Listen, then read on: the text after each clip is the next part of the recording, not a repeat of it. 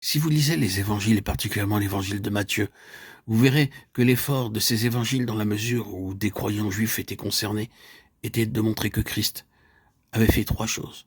Premièrement, comment il avait corrigé leur idée au sujet du Messie. Deuxièmement, comment il avait accompli les espoirs les plus élevés qu'ils pouvaient avoir eu au sujet du Messie.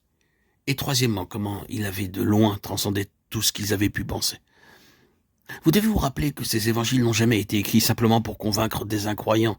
Ils ont été écrits également pour les croyants, pour aider la foi des croyants, par l'interprétation des Écritures. L'évangile de Matthieu a été écrit en un temps de transition, afin d'interpréter et de confirmer la foi en Christ, en montrant ce qu'il était vraiment, ce pourquoi il est vraiment venu. Et de cette manière, corriger et ajuster leur conception du Messie. Leur conception du Christ était inadéquate, déformée, limitée et parfois fausse. Ces témoignages ont été donnés pour les mettre au clair, pour montrer que le Christ avait accompli les plus hauts, les meilleurs et les plus véritables espoirs et espérances concernant le Messie, et les avait tous infiniment transcendés. Vous avez besoin de Paul pour interpréter Matthieu, Marc, Luc et Jean. Et il le fait. Il met le Christ en vue comme celui dans lequel chaque espoir est réalisé, chaque possibilité est atteinte. Attendait-il un royaume terrestre, l'affranchissement et la bénédiction en relation avec cela? Christ avait fait quelque chose d'infiniment meilleur que cela. Il avait œuvré en leur faveur pour une rédemption cosmique, pas seulement l'affranchissement de la puissance de Rome ou de n'importe quelle autre puissance temporelle, mais l'affranchissement de la puissance entière du mal dans l'univers.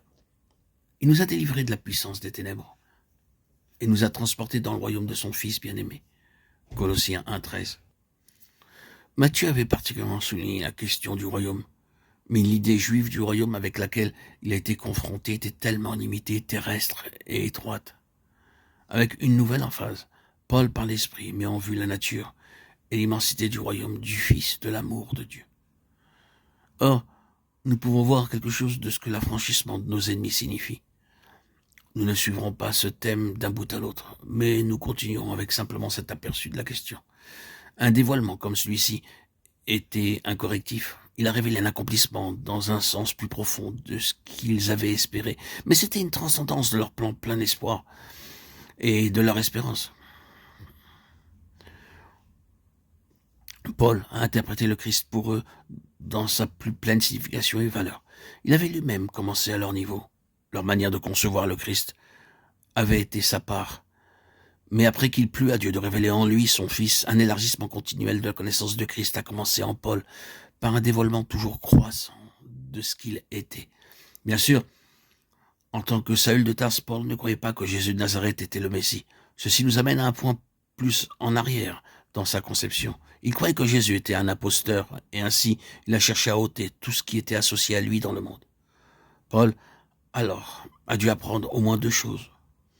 Il a dû apprendre que Jésus de Nazareth était le Messie, mais également que Jésus de Nazareth a de loin transcendé toutes les conceptions juives du Messie, toutes ses propres idées, toutes ses propres espérances liées au Messie. Il a non seulement appris qu'il était le Messie, mais qu'en tant que Messie, il était plus grand, bien plus grand et plus merveilleux que toutes ses idées, conceptions et espérances. Il fut introduit dans cette révélation par la grâce de Dieu.